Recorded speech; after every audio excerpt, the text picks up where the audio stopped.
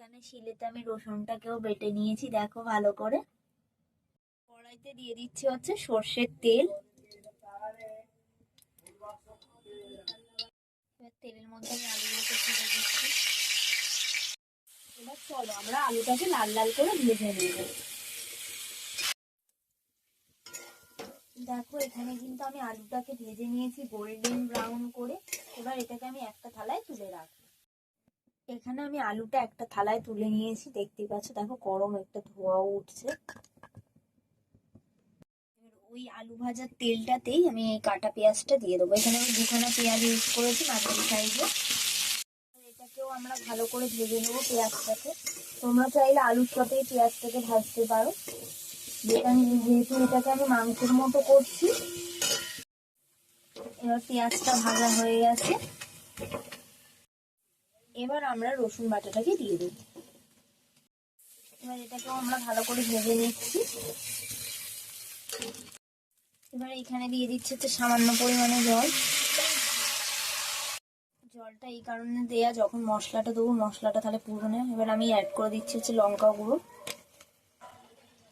এবার দিয়ে দিচ্ছি হচ্ছে ধনে গুঁড়ো। এবার আমি দিয়ে দিচ্ছি হচ্ছে এখানে নুন স্বাদ অনুযায়ী। এটাকে ভালো করে মিশিয়ে নেব। এবার দিয়ে দিচ্ছি হচ্ছে টমেটো বাটা। জলটা এক্সট্রা দিয়েছিলাম, ওটা শুকা, ততক্ষণ আমরা কষিয়ে নিচ্ছি এটাকে ভালো করে। তো এখানে আমার ফাইনালি কষানো কমপ্লিট। এবার এই ভাজা আলুগুলো এর মধ্যে আমরা দিয়ে দিচ্ছি। এবার আমরা এর মধ্যে দিয়ে দিচ্ছি হচ্ছে সয়াবিন। এবার এই সয়াবিনটাকে দিয়ে ভালো করে কষিয়ে নিচ্ছি। মশলা দিয়ে এমনি কষিয়ে নিয়েছিলাম একবার। এবার আলু সয়াবিন দিয়ে ভালো করে কষিয়ে নিচ্ছি। সয়াবিনে যে আমি জল ঢেলেছি ওটা তোমাদের দেখাতে ভুলে গেছি। দেখো পুরো চিকেনের মতো কালারটা এসছে না?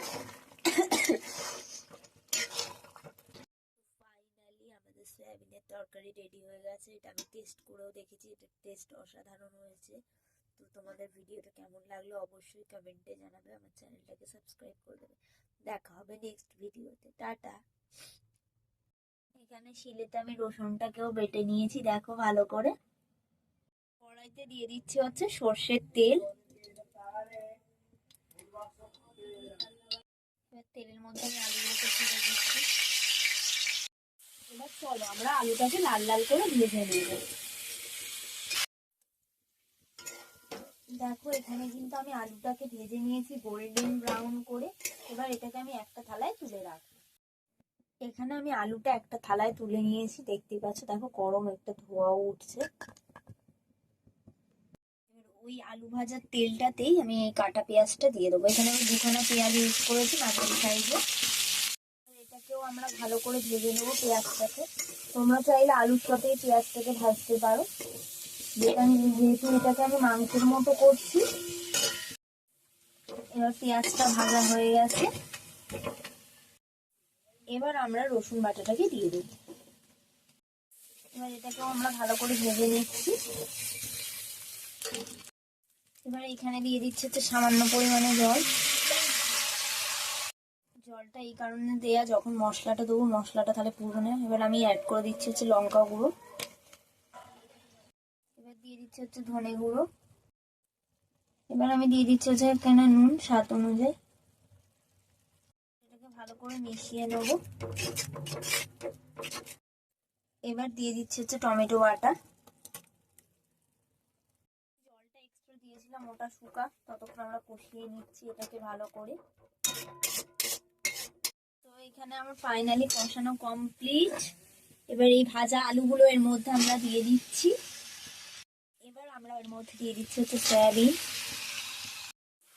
এবার এই সয়াবিনটাকে দিয়ে ভালো করে কষিয়ে নিচ্ছি। মশলা দিয়ে এমনি কষিয়ে নিয়েছিলাম একবার। এবার আলু সয়াবিন দিয়ে ভালো করে কষিয়ে নিচ্ছি।